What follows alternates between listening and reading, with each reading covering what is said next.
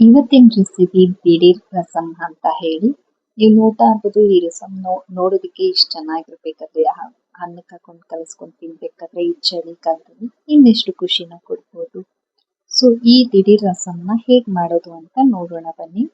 ಮೊದಲಿಗೆ ಕುಕ್ಕರ್ಗೆ ಟೊಮೊಟೊ ಮತ್ತು ಕರಿಬೇವು ಮತ್ತು ತೊಗರಿಬೇಳೆ ನೀರು ಹಾಕಿ ಸ್ವಲ್ಪ ಹಿಡ್ಕೋಬೇಕಾಗುತ್ತೆ. ಇದಕ್ಕೆ 1 ಟೇಬಲ್ ಸ್ಪೂನ್ ಅಷ್ಟು ಸಾಲ್ಟ್ ಮತ್ತೆ ಆಯಿಲ್ನ ಸೇರಿಸ್ಕೊತಾ ಇದ್ದೀವಿ. ನಾವು ಒಟ್ಟಿಗೆ ಸಾಲ್ಟ್ ಹಾಕಿನೇ ಬೇಯಿಸ್ಕೊಂಡು ಬಿಡ್ತೀವಿ.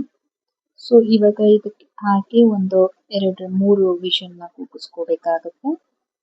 3 ವಿಷಲ್ನ ಕೂಗಿಸಿದ ನಂತರ ನೀವು ನೋಡ್ತಾ ಇರ್ಬೋದು ಇಷ್ಟು ಸ್ಮ್ಯಾಶ್ ಆಗಿದೆ. ಸೊ ಈ ಒಂದು ಪಾತ್ರೆಗೆ ಎಣ್ಣೆನ ಹಾಕಿ ಅದು ಸ್ವಲ್ಪ ಕಾಸ್ಕೋಬೇಕಾಗುತ್ತೆ. ಕಾದ ನಂತರ ಇದಕ್ಕೆ ಸ್ವಲ್ಪ ಸಾಸಿವೆ ಹಾಕ್ಕೊಳ್ಳಿ. ಸಾಸಿವೆ ಸ್ವಲ್ಪ ಚಿಟಪಟ ಅಂತ ಆದ್ಮೇಲೆ ಅದಕ್ಕೆ ಸ್ವಲ್ಪ ಹುರಿದ ಬೇಳೆ ಅಂದರೆ ಉದ್ದಿನ ಬೇಳೆನ ಹಾಕೋಬೇಕಾಗುತ್ತೆ. ಇದಕ್ಕೆ ಕರಿಬೇವು, ರಸಂಗೆ ಆಬ್ವಿಯಸ್ಲಿ ಇವೆಲ್ಲ ಬೇಕೇ ಬೇಕಾಗುತ್ತೆ. ಸೊ ಇದನ್ನೆಲ್ಲ ಹಾಕೊಂಡಾದ್ಮೇಲೆ ಸ್ವಲ್ಪ ನಾವು ಹಿಂಗನ್ನ ಸೇರಿಸ್ತಾ ಇದ್ದೀವಿ. ನಮ್ಮನೆ ಸ್ವಲ್ಪ ಹಿಂಗನ್ನ ಜಾಸ್ತಿನೇ ಯೂಸ್ ಮಾಡ್ತೀವಿ ಎಲ್ಲ ಅಡುಗೆಗೂ. ಸೊ ಹಿಂಗನ್ನ ಯೂಸ್ ಮಾಡ್ತಾ ಇದ್ವಿ. ಇದಾದ್ಮೇಲೆ ಇದಕ್ಕೆ ಅದೇನು ನಾವು ಬೇಯಿಸಿ ಇಟ್ಕೊಂಡಿದ್ದಂತ ತೂರ್ ದಾಲ್ನ ಹಾಕೋತಾ ಇದೀವಿ. ತೊಗರಿ ಬೇಳೆದಿದು ಬೇಯಿಸಿರೋಂತ ಹಾಕೊಂಡು ಇದಕ್ಕೆ ಸ್ವಲ್ಪ ನೀರನ್ನ ಎಷ್ಟು ಬೇಕು ಅಷ್ಟು ಕನ್ಸಿಸ್ಟೆನ್ಸಿನಲ್ಲಿ ನೀವು ಆ್ಯಡ್ ಮಾಡ್ಕೊಳ್ಬೋದು. ಇದು ಸ್ವಲ್ಪ ಕುದಿ ಬರ್ತಾ ಇರೋ ಟೈಮಲ್ಲಿ ನಾವು ಇದಕ್ಕೆ 1 ಟೇಬಲ್ ಸ್ಪೂನ್ ಅಷ್ಟು ಟೊಮೆಟೊ ಪೌಡರು ಮತ್ತು ಇದಕ್ಕೆ 1 ಟೇಬಲ್ ಸ್ಪೂನ್ ಸಾಂಬಾರ್ ಪೌಡರ್ನ ಯೂಸ್ ಮಾಡ್ತೀವಿ.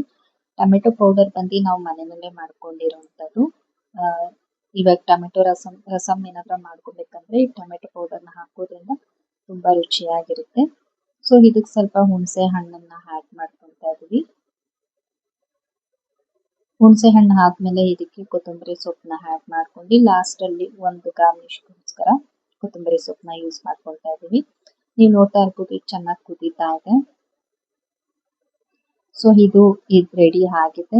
ಇವಾಗ ಅನ್ನಕ್ಕೆ ಈ ದಿಢೀರ್ ರಸಂನ ಹಾಕೊಂಡು ತಿಂತಾ ಇದ್ರೆ ಇದ್ರ ಮಜಾನೇ ಬೇರೆ ಇರುತ್ತೆ. ನಿಜವಾಗ್ಲೂ ಈ ಚಳಿನಲ್ಲಿ ಈ ಥರ ಬೇಗ ಮಾಡ್ಕೊಂತ ರಸಂ ಅಂದರೆ ಇದು.